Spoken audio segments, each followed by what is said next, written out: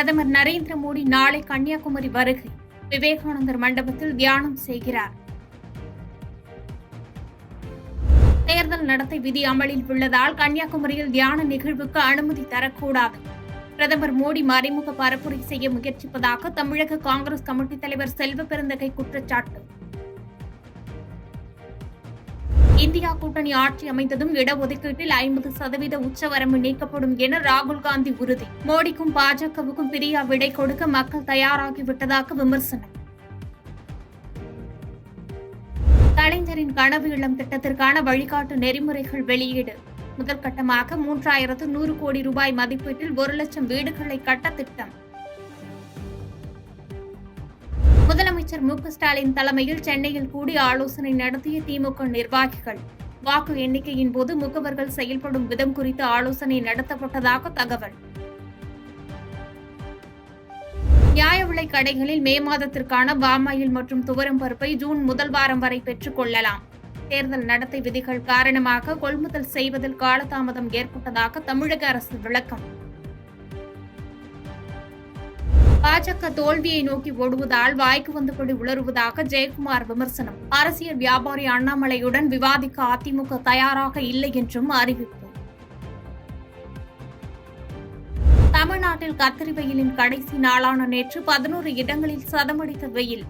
சென்னையில் நடப்பாண்டு இல்லாத அளவுக்கு 106 டிகிரி பாரன்ஹீட் வெப்பம் பதிவு. கோவில்பட்டி அருகே பலத்த சூறைக்காற்றில் 1000க்கும் மேற்பட்ட பப்பாளி மரம் சாய்ந்து விழுந்து சேதம்.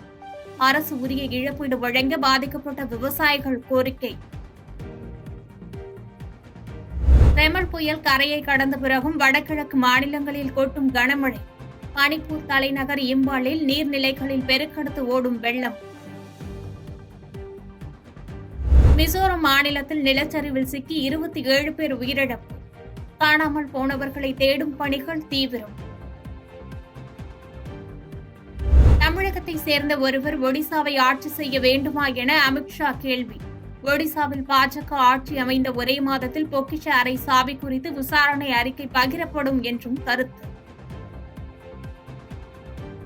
வெப்பம் அதிகமாக இருப்பதாக கூறி பிரச்சாரத்தின் இடையே தலையில் தண்ணீர் ஊற்றிக்கொண்ட ராகுல் காந்தி. மேடையில் பேசிக் கொண்டிருந்த போது பாட்டிலில் இருந்த தண்ணீரை சிறிது குடித்துவிட்டு தலையில் தண்ணீர் ஊற்றிக்கொண்டார். அரசு பத்திரங்களில் சிறு முதலீட்டாளர்கள் நேரடியாக முதலீடு செய்வதற்கு செயலியை அறிமுகம் செய்தது ரிசர்வ் வங்கி. பிரவாக் என்ற செயலியை தரவிறக்கம் செய்து விண்ணப்பிக்கலாம் என அறிவிப்பு. ஹரியானாவில் ரப்பர் தொழிற்சாலையில் பயங்கர தீ விபத்து. தீ காயங்களுடன் மீட்கப்பட்ட 40 பேருக்கு மருத்துவமனையில் தீவிர சிகிச்சை. பாதகம் செய்பவரை கண்டால் நாம் பயங்கொள்ளலாகாது பாப்பா. மோதி மிதித்து விடு பாப்பா, அவர் முகத்தில் உமிழ்ந்து விடு பாப்பா. அண்மை செய்திகளை உடனுக்குடன் தெரிந்து கொள்ள இணைந்திருங்கள் இயம்நாடு தொலைக்காட்சியுடன்.